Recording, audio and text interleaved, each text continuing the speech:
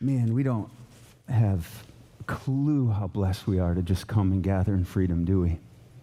Just to lift up his name. I mean, we got together this morning and she brought me a donut. Because I wanted one.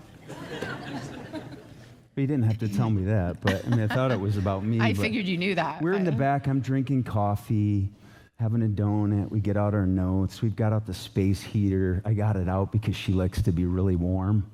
And so I got the space heater out and turned it on, because I love to turn her on. And, but okay, you got your one statement that's like close to inappropriate out of the way. No more. Although you, like last night, that extra hour of beauty sleep, you're just so beautiful. Yeah. But you anyway, can say that again. Yeah, no. Okay. But we're back there, and it was like, this is just crazy how good we have it to just gather with all of you and to worship God in freedom and fearlessness.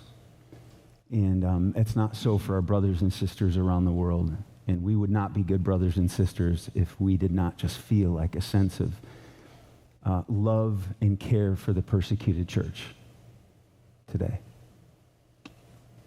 And so, man, today we're diving into a passage of Scripture, and it pivots from like Goliath and David and Saul and in chapter 17, and immediately in chapter 18, 1 through 4, just dives into this friendship that took place between Jonathan and David. And in 4 verses, just what's communicated is just so deep. It's almost hard to share this kind of message in America. And you'll feel what I'm talking about in a second, because it's almost such rarefied air. It's like the longing of our heart, the ache of our heart. But friendship is a pretty tender territory for a lot of people. And it was Tuesday when I was reading through it, I thought to myself, if I just get up and monologue a message on friendship, I'll come from sort of a masculine perspective. But I think there's a feminine perspective on friendship that's just very different, with similar longings, but it's expressed differently, it's felt differently, it's even practiced differently. So I called her. And what did you feel when I first called you and said, hey, do you want to speak with me this weekend on friendship? Well, I mean, my first thought was like, I'm not very good at that. I'm not very good at friendship. I feel like the last few years I've kind of not given up on it, but just kind of resigned almost in my mind. Like, it's okay to just like, he's my best friend, and I'm close to my brother and sister, and and my girls are old enough now that they're some of my best friends, and so it's okay. I don't, but I'm like, let me think on that. And so I was down visiting Tay, like you said, and we went for a walk, and we're just walking, and Tay is, she's just so tender and sweet, and she's very much of an introvert. And we're walking, and she just starts crying. Like, we're just talking about all kinds of stuff. She just starts to cry. She's like, Mom, I'm so sad. I mean, that like just broke my heart. And I'm like, what? Wait, what? And she's like, I'm just sad. It's my senior year. And she lives with identical twins, and they have been such a godsend to her. Mm-hmm. They came into her life when she was hurting through a lot of things and just invited her to come live with them in their house. And they have this cute little cozy house. And she's like, we graduate and just go our separate ways. She's going to Indianapolis. She's going on to get her master's. And she's like, I'm just sad. Yeah. And then as we process through that, and then she was like, so what do you think? Are you going to speak with Dad this week? And I'm like, I don't feel like friendship is a topic that I'm good at. And she was like, you're good enough at it that you taught me the value of friendship. And you're good enough at it that you taught us like how to find good friends and how to be a good friend. And so I'm not up here because I think I have it down. It's because I have a lot to learn, and I wanted to kind of dive into what we were going to talk about and see what God can show me for me. Yeah. I think what's interesting about the David series is this actually started with her in our kitchen last fall around this time. She was reading on just David in 1 Samuel and 2 Samuel, and she's like, man, the life of David, just such a powerful story, and there's so much content in the scriptures, and was like, have we ever done a series on David? And so I began thinking about it. So we're doing this series because of my wife. This is like her brainchild that started a year ago at this time. And so we're going to dive in here today. I want to start by reading the passage of scripture we're going to camp out on a little bit today. In 1 Samuel, if you have your scriptures, you can open them up. If not, we'll have them up on the wall. It says in chapter 18, verse 1 to 4, as soon as he finished speaking to Saul, the soul of Jonathan was knit to the soul of David. And Jonathan loved him as his own soul. And Saul took him that day and would not let him return to his father's house. So even cooler, your dad says your best friend is going to come live with us. So you're going to have that proximity to be with him day in, day out.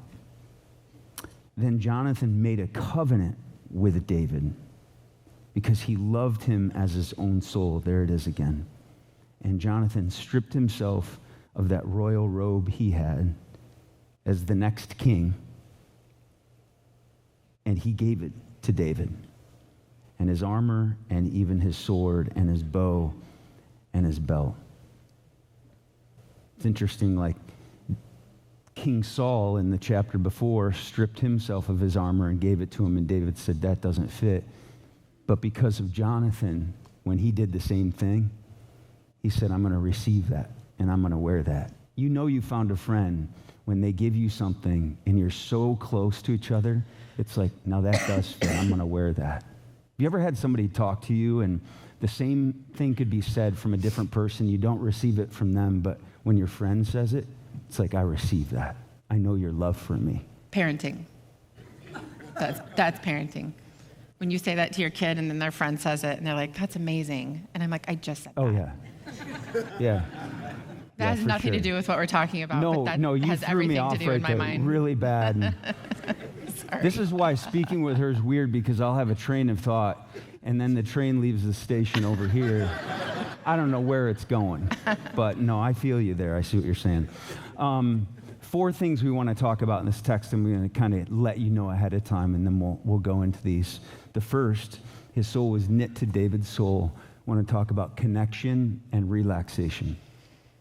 Awareness and intelligence, he loved David as own soul. We're going to unpack that in a second. Commitment and pursuit, he made a covenant with David.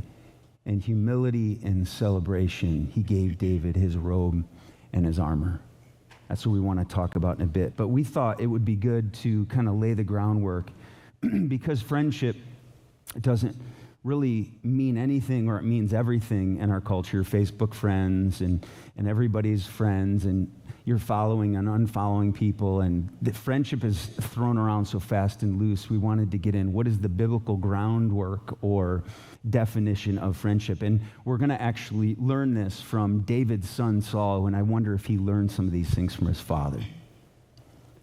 Just 6 verses to lay the cornerstone down. Proverbs 20, verse 6 says, many a man proclaims his steadfast love, big talkers, but a faithful friend who can find?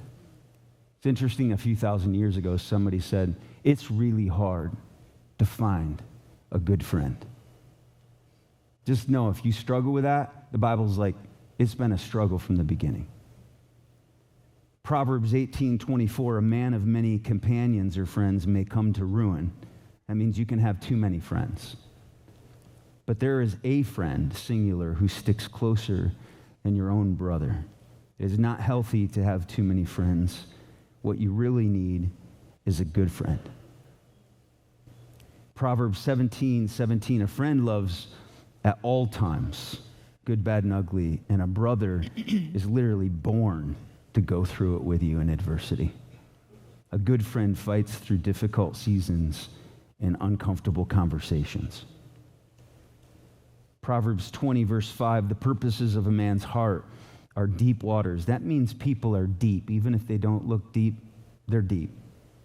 But a man of understanding sticks around and draws those deep things out of you. You have anybody that's like pursuing you to the level where you are considered by them to have deep things inside of you, and they will stick with you to get that out of you. A good friend stays interested in you long enough to draw out the hard to detect depths of your story. Proverbs 27:6, faithful are the wounds of a friend. That means a friend is the one that stabs you in the front, not the back. Profuse are the kisses of an enemy. That's flattery. You do not have a deep friendship if the person you call a friend has never lovingly called out your sin.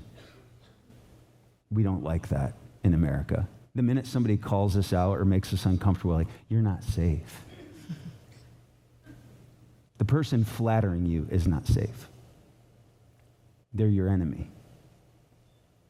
And the last foundational cornerstone would be Proverbs 13:20. Whoever walks with the wise becomes wise, but the companion of fools suffers harm. The best prediction of your future is your friendship. Show me your friends, and I will show you your future. In fact, Ryan was sharing with me yesterday, there's a psychologist, I can't remember his name, but he said, you show me your family of origin, and I'll show you who you're going to be when you're 20. You show me your friends, and I'll show you who you're going to be in your future. Your friends literally determine the dynamic change or trajectory of who you're going to be in your future, more than your family of origin, if you can believe that. Coming out of that, Max, who's speaking at Rockford today, came up with 3 kinds of friends.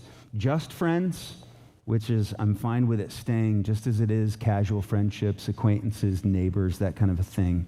Rust friends, he called them, where you pick up right where you left off. You don't see them all the time, but man, when you get with them, you're right back where you left off. And then trust friends, the 1 or 2 sort of ride or dies that you have in your life with you. I have some Rust friends, like every other month, we get together on Zoom, and they were my buddies from college. These 5, Jeff Rackinator down here, Adam Holstrand, Dan Dundor, Buddy Rathmel, and that's Coach Jacobs, our soccer coach. We pulled him into the Zoom a couple months ago, and every other month we get together. These are like Rust friends. We just pick up where we left off, but they're not in my life all the time, so they're not my best friends anymore. A best friend has to have a certain proximity and intimacy and intensity to it that comes with you're with me and I'm with you. I don't have to keep putting my life in a nutshell every couple months. Hey, what happened the next? Well, in a nutshell, this is what happened. No, you're with me. I'm with you. And that's what we want to talk about, not just friends or Rust friends or community or your neighbor or even your life group or fellowship. My parents, it struck me as I got older, who are part of the church their whole life, had fellowship their whole life, but they never had deep friendship. And it pained me. And I think in a church culture, it's like we get together and in the lobby and have these events and we pull together groups of people. You can make good friends, trusted friends out of that, but it is no guarantee. You could still be ships passing in the night and they never know the deep you and you never know the deep them. I put it this way. I have a lot of great relationships, but I don't have many good friends. And that's what we want to talk about today. Trust friends, the ride or die friends in your life. I want to start with that first one from 1 Samuel 18.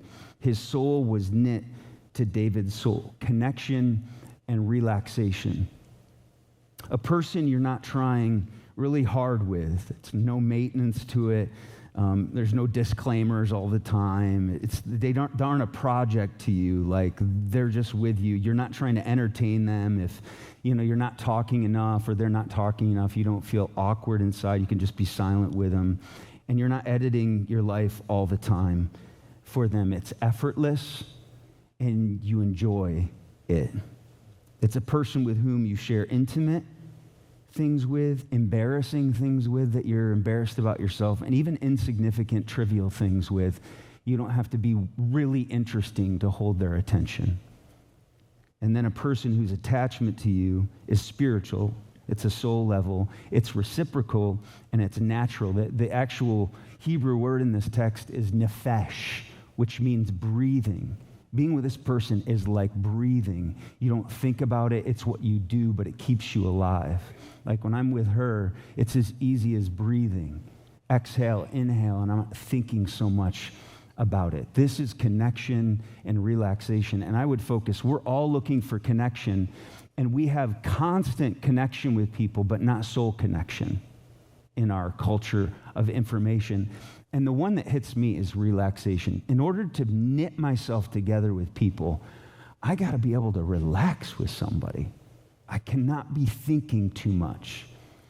When we were talking about this, like what came to your mind when you think about connection and relaxation in this knitted soul? My first thought was, I love to laugh and laugh hard. And there are certain people that just, I feel so relaxed with them. And definitely Jason.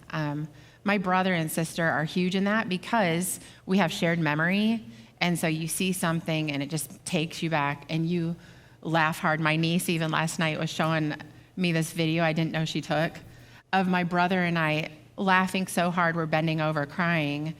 And I'm like, but that's what I love about him, because then the next minute he's asking me like, so how are things going with Josh? And how about he come over to our house for a bit? And like, it's all that, it's knowing the intricate details, but being able to step away from them and have a good time and laugh, but also being able to cry with one another. And I do have friends that have been that in my life off and on. But I think that's huge for me. Yeah. But I also want to be able to comfortably dive into like, what's God showing you in that? And that doesn't feel weird to say. Yeah. You know?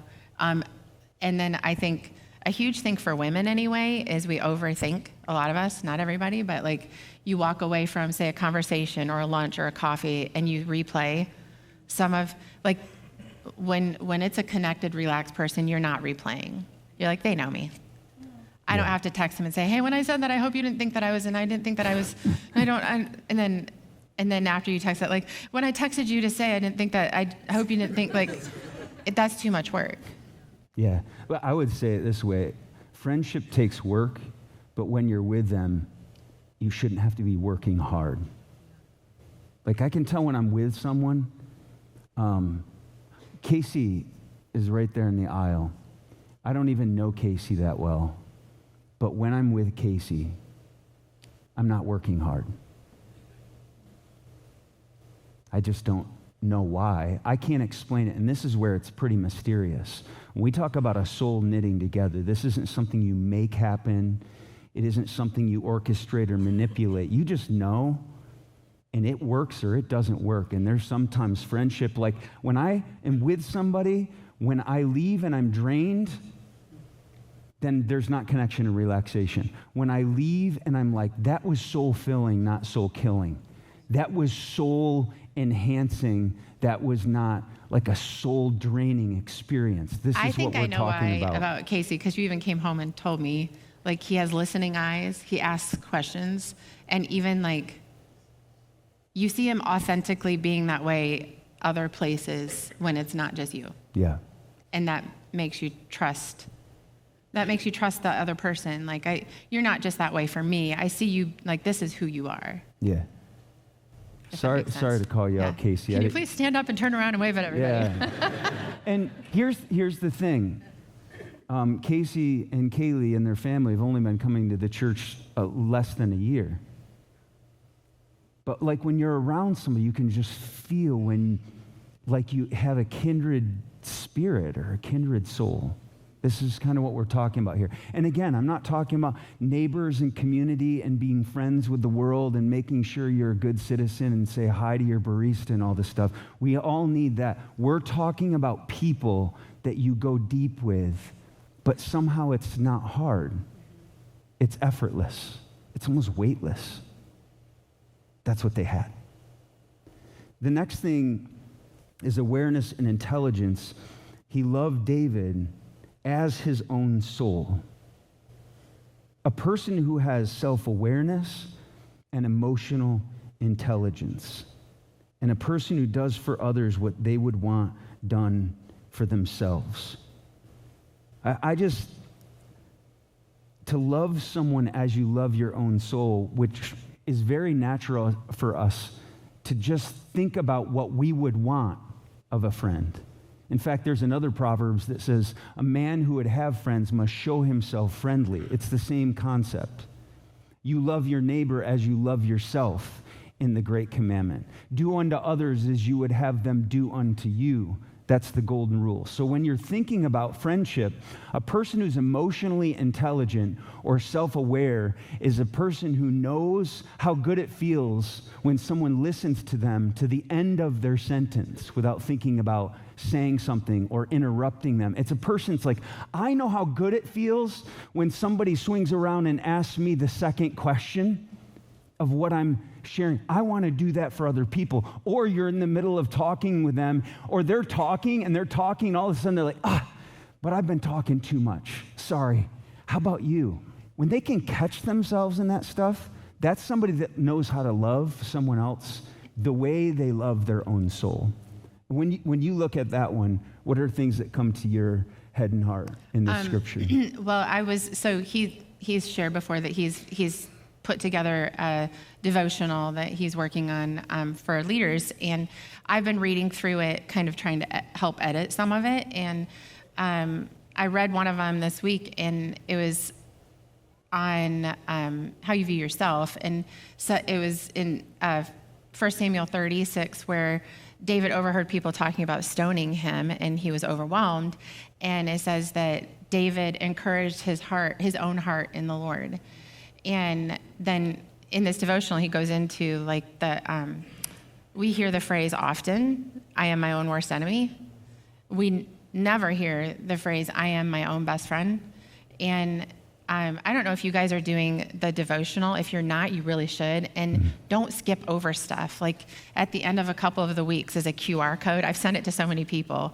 And because it was really powerful for me, where they just kind of this couple takes you into this just kind of quiet meditative time to just kind of reflect on what is your perspective of God is, who do you think he is, because that totally affects how you view yourself. And I was thinking through that, and I'm like, it's mind-blowing to me how I view God affects how I view myself, and then it affects how I view other people and how I treat them and how I trust them. And I mean, among women, I hear this. Oh my gosh, she does not like me. You don't know that. He's like, oh, they love me. That's not really. Although there was like at an establishment in Lowell, there was a new employee, and he told me, he's like, that woman does not like me, and she's gonna like me. And so he literally, though. I said that? Yes, you did. I'll tell you who it is later. No, I don't even know her name, but I know where it was. But he just was like, I'm just going to show her kindness and just keep showing kindness. And eventually she's so warmed up to him. But I think a lot of it is it's a woman. She's insecure in herself, or there's something going on in herself. Like, can we I give know the who benefit? you're talking about. Don't say anything. See, I have to tell him, don't say the name. No, I just don't want everybody here to think I'm just like, she doesn't like me, and I want to actually become good friends with that woman. That is not how I view women out there. Did I sound like that? It did to me. I'm like, I got to get to know that woman. No. But what I found out, which was interesting, is like, you don't like me, but you should like me because I'm a good guy, is kind of how I approach things. And when I dove into her life, there was one day I'm like, I'm just going to get after what is going on here. Why are you so cold to me? I find out her daughter just died last year. And her son just found out he has brain cancer 2 months before. It has nothing to do with me. You're right. You're depressed. That's what I'm getting at. Is like right. We project onto other people like whatever it is we project, and literally it's like you don't know what's going on in their life. Love them. That's exactly what Jesus would do. And how does Jesus view them? How does Jesus view me? And how do I view Jesus? And It's just crazy how, if we have the wrong perspective of who he is, it literally affects our perspective on other people. Yeah.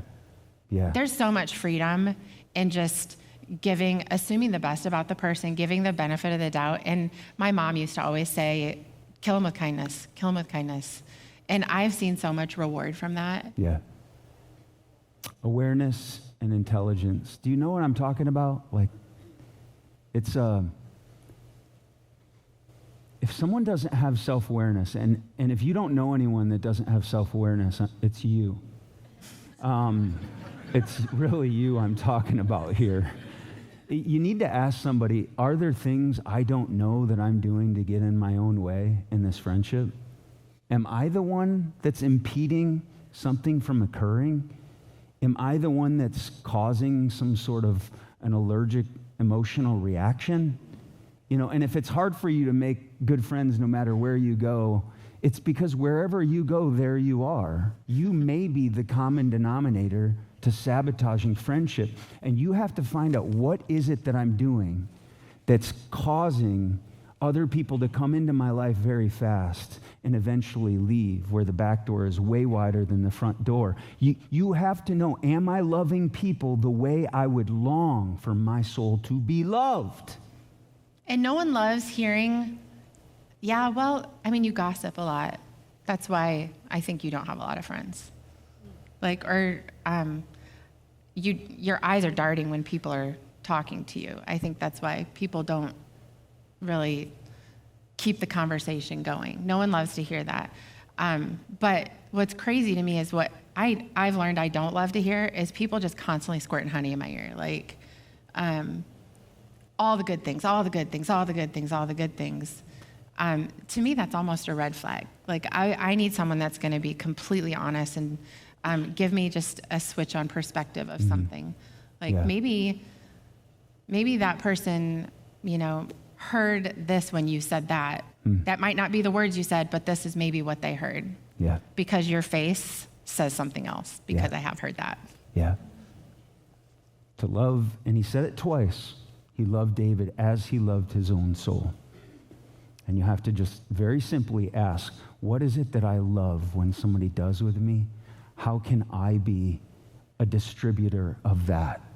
And maybe something dynamic could happen. Maybe that's where the soul knitting starts to take place, where it's been very, very difficult. Maybe the difficulty is I got to get out of my own way and learn how to be a good friend. The next one, maybe the oddest one as I looked at it in our culture, and that's a covenantal relationship. We think about that in marriage, where you're defining the relationship, and do you want to date me, and do you want to get engaged, and then do you want to get married? You're constantly saying, do you like me as much as I like you? And if the other person's like, I don't think we're viewing our relationship the same, this is right here. Covenant conversation is a DTR conversation. Do we both see our relationship the same way? And does it both mean to each other what it means to me, right? And so this idea of making a covenant, a person who enters friendship intentionally, that is deliberately, very honestly, like I just was talking about, and exclusively. You're saying to them, I'm going to share things and be things and do things with and for you that I'm not just doing to everybody. I think a friendship killer in our world is when you think you're friends with somebody and everywhere they go, they're like, out with my BFF. And then they go up north, out with my BFFs, and they have 47 BFFs, and you thought you were their BFF. Come to realize they just play fast and loose and throw that term around, and you're like, if you're everybody's best friend, you're nobody's best friend. And you'll wonder why. It's funny, David said in the Psalms, I can't remember where it was, he talked about being forsaken in friendship, and he said, I feel like I'm a bird alone on a roof. That's what David said. This is after Jonathan died and he tried to find good friends. He's like, I just am a bird alone perched up on a roof. It's like, I have all these relationships, but I don't have a covenantal friendship because I've never gotten with the person and talked about a person who chooses and commits to staying close even when things get hard, and they will, and even when they get hurt, and that friendship may hurt you. Are you going to fight for it because you made a covenant? And then a person who won't stop chasing after you. That's pursuit. Even when it's not convenient, it's covenant. What do you think about this one? It's awkward. He said, we were talking through this, and he said something about like having to define the relationship. I'm like, no.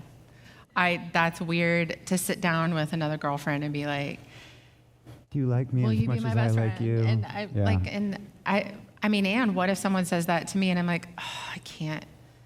Honestly, I don't trust you because I know who your other close people are, and I know that they are gossips. You know? But you have to have that friend. But am I going to be bold enough to say that? Yeah. And I have said that before to a friend, and it became kind of devastating. It's hard to be honest because people they want it and then they don't until it hurts. And so that's what I'm wrestling with in that. Like I know what you're saying, but that's hard. Yeah. And I don't know if you guys have heard the C.S. Lewis quote, but I don't know why every single time I read that, I'm like, oh, that's me. I'm like, well, then change. But it's hard. To love at all is to be vulnerable. Love anything, and your heart will be wrung and possibly broken. If you want to make sure of keeping it intact, you must give it to no one, not even an animal. Wrap it carefully around with hobbies and little luxuries. Avoid all entanglements. Lock it up safe in the casket or coffin of your selfishness. But in that casket, safe, dark, motionless, airless, it will change. It will not be broken. It will become unbreakable, impenetrable, irredeemable. To love is to be vulnerable. I mean, literally, we were talking to young adults a few weeks ago even about dating. They're scared to put themselves out there because it is a risk. It's always a risk of being rejected. But for crying out loud, is that not exactly what Jesus did with us? Yeah. He loved us so much that he sacrificed his only son, and still we reject him. Can you imagine giving that sacrifice and still being rejected after that? And not just giving his son, but showing us so much grace and so much love in the dailies of our life. And still we find ways to reject him. So literally, if Jesus can do this, who is perfect and holy and gave his son, like I feel like I want to follow that. Yeah. I want to try to be that. And then, so I love Proverbs. I could read just Proverbs for my quiet time every single morning, and I walk away with something, even though I've read it so many times. Proverbs 19:11, it is to one's glory to overlook an offense. Well, that's pretty basic and simple, but isn't it? That's hard. Proverbs 17:9, love prospers when a fault is forgiven, but dwelling on it separates close friends. And I have found myself in that place, dwelling on the hurt and letting it just kind of make me pull away and then just hold people at arm's length, put the walls up. I'm in my safe little place, safe. But that's what Satan wants us to believe, is you're safest here. We went out for dinner the other night with Craig and Tara Veldman, and going through stuff with one of our boys and just got to share with them. And it's not like what we were sharing is just like, yay, this is so good and encouraging. It's heavy, it's hard. But they had so much great insight and just listened. And we walked away. We also talked about how much we love donuts, Craig, anyway.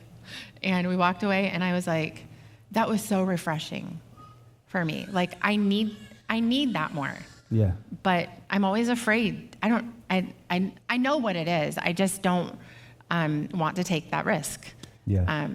Well, it was powerful, too, because I think it was providential. We got done talking, and Craig, because he works in elementary and is just real studied as it relates to middle schoolers and elementary, we're just like, our son Caleb is doing this and this, and he's like, well, try these tactics.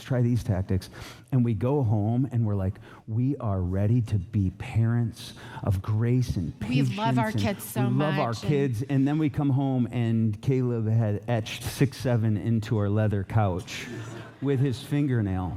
But guess what? I did not yell. I was like, and we knew it wasn't Josh. Josh would never do that.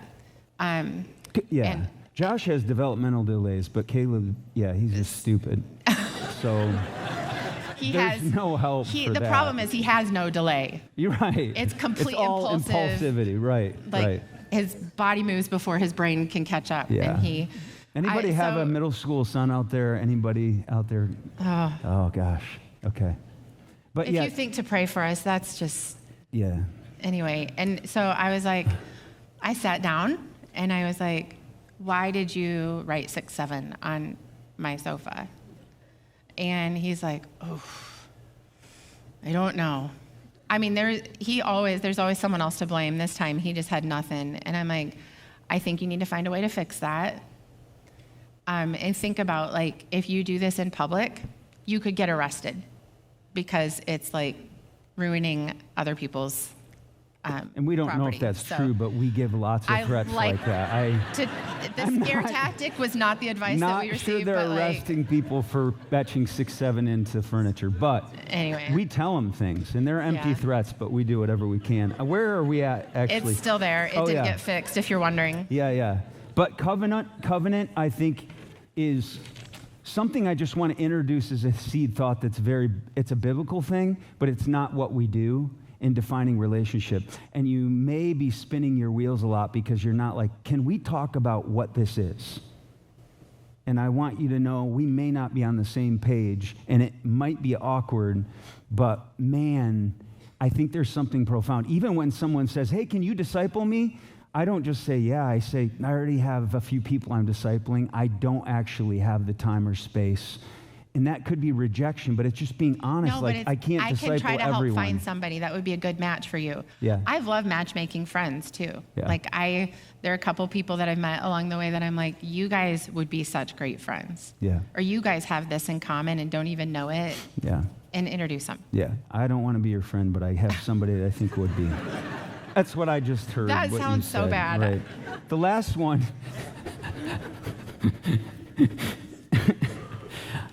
Now anyone I've done that to is probably sitting there thinking No. that is not true. Yeah.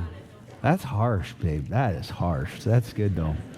Last one, humility and celebration. That's Jonathan, gave David his robe and his armor. A genuine person of genuine humility who champions you and celebrates you even if their life isn't going well.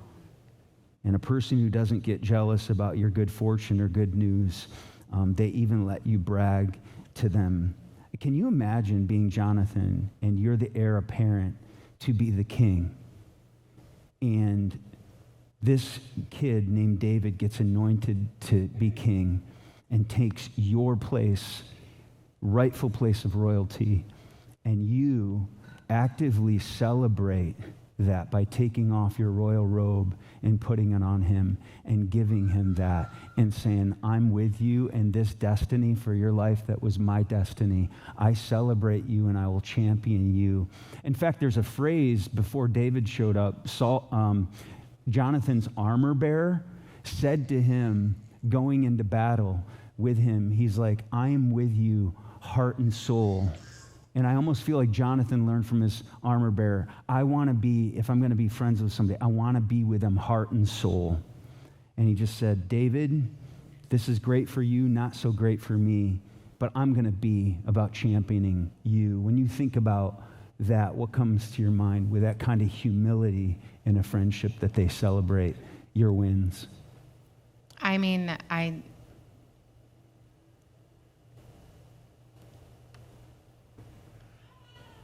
your parents are those people. We just have my dad now, and I can tell he's becoming more and more tender because he's lost a couple of friends even in this last year, and he's like, I don't know when my time is coming, but I can tell, like, I reached out to him because I was writing some of the devotional this week, and I was like, I have to write on grief. Like, what do you have to say about that? Because obviously losing my mom, and he sent me stuff, and then he texted me and said, how was that? How did it come together for you? So I emailed it to him, and to hear from my dad the words of, like, you're an excellent writer, and I'm so proud of you. Like, that's what we want to hear from our friends too.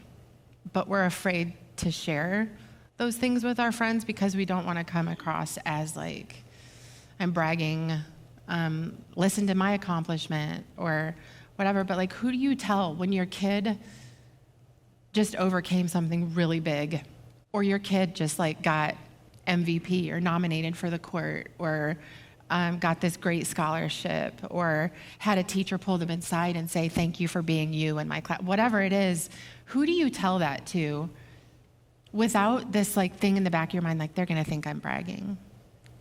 Well, I always told my mom. And when she was gone, I'm like, even like my brother and sister were so close, but I'm like, I don't want them to think I'm saying, look at my kid, yours didn't, that's hard. We have to trust one another when another friend wants to share a win of their kid. If you can celebrate that, then you're gonna have permission to share your wins of your kids with that friend so that they can celebrate that with you. Or even like, it's so etched in my mind, and it maybe is so insignificant, but when we got to go to Italy, we knew it was going to be a once in a lifetime thing. It was almost 10 years ago. And I remember a friend messaging me. I had one friend saying, well, that must be nice. Sure wish I could go. I had another friend that texted me and said, I am so excited for you. I cannot wait to see your pictures. Like all this stuff, I can't wait to hear about it. Like, who do you think I'm more drawn to? Obviously, Yeah. And I do think that parent thing is interesting to think about. And not all of you had parents like this, so I acknowledge that right now, but like parents would just celebrate your birthday and they would celebrate milestones in your life, and they'd get together when, there was something to celebrate and throw a party. And, even on football teams or teams growing up, remember the love tunnel, and you go through the tunnel, and you run through, and there's so many things where people are celebrating you, and then you graduate and go, and it's like, no more. It's like, that's wrong. We should be like, no, we will keep celebrating each other, and we will throw parties for each other. And when they overcome something or something awesome happens in their life, how can we get together and throw a party and say, I'm happy for you? And especially when something bad is going on in their life and they still can celebrate you, like Jonathan, that's deep. And I guess I just want to end with just a verse that I thought was interesting. It's actually a really vulnerable verse when you think about it with Jesus. And it's John 15:15 to his disciples, and it was getting toward the end of his life. Jesus said this, no longer do I call you servants or these followers, for a servant doesn't know what his master is doing. I want you to actually know me and be known by me, for I have called you not servants but friends. For all that I have heard from my Father, I've made known to you. See the word knowing? I want to know and be known by you, and I don't want just followers. I want friends, and I'm opening up and I'm telling you in a covenantal conversation, I don't want to just be with you and do missions with you and then die without telling you I've always wanted to be friends with you. That's what I want in my heart, not to just go on mission and for the gospel and then I die and we just kind of get the checklist. No, I want to be your friend. I want to know you, and I want to be known by you in a deep way. Do you know Jesus still wants that? He doesn't want you to go to church and even just do your devotional and listen to Christian music and worship. He wants to be your friend. Okay, but what I love about that verse too, in another translation, where it says, for the servant does not know what his master is doing. Another translation says, because a master does not confide in his slaves, he confides in his friends. That's reciprocal. Like, not only is Jesus our friend, which is amazing, like he literally calls us his friend. That blew my mind this week to think about that. And then the next verse says, he didn't choose, or you didn't choose me, I chose you. So who am I to be so picky choosy on, like, if I get hurt once, I'm done?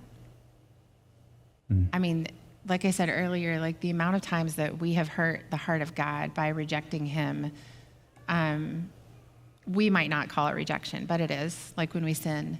And so the amount of times that we've done that, and yet he still calls us friend, is so humbling to me. So for me to just be like, you hurt me, I'm going to back off, rather than I'm going to actually lean into that and have grace, and let's talk about this. And take the friendship deeper. This is you and me fighting, I think, I think it's you and me fighting against being in our early 50s and just being like, friendship's hard. Mm-hmm.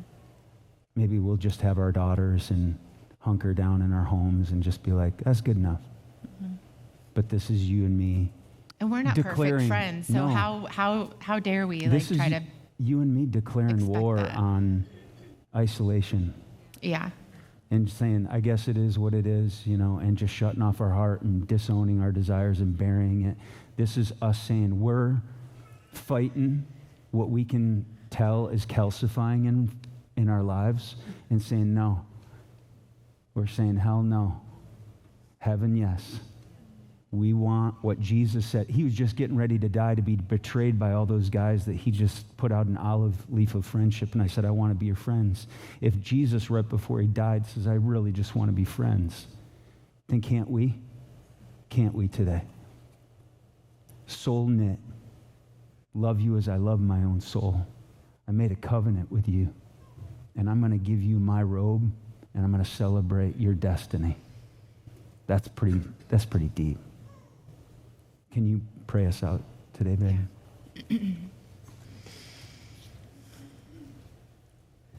God, if you know how many hairs are in each one of our heads, we know you care about the intricate details of our relationships. You know the groans of our hearts that we can't even articulate with words.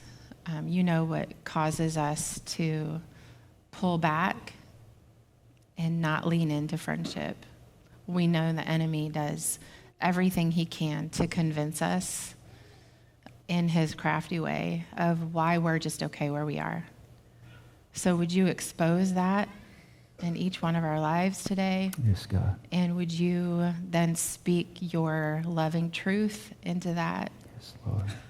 Help us to receive grace, knowing that we've hurt other people, knowing that we're so imperfect, and help us to extend that grace.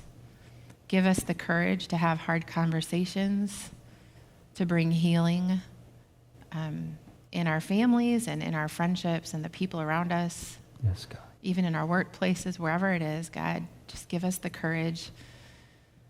I'm so thankful that we can lean into you for wisdom. James 1:5 says that we can come to you and you will give us wisdom without finding fault. You're not looking for us to have it all together and have it figured out before we come to you. We can come to you with such a messy situation and ask you for wisdom, and you promise to give it. So we are asking for that. We're just so thankful for your promises, for your grace, and for your love for us. Would you just bless everybody in this room and encourage each heart? Take us into the week. Don't let us forget what you're trying to share to each one of us. Don't let us get so busy that we forget. We're just so thankful for you, God. In Jesus' name, amen. Amen. Amen. We'll see you next week. Thanks for coming.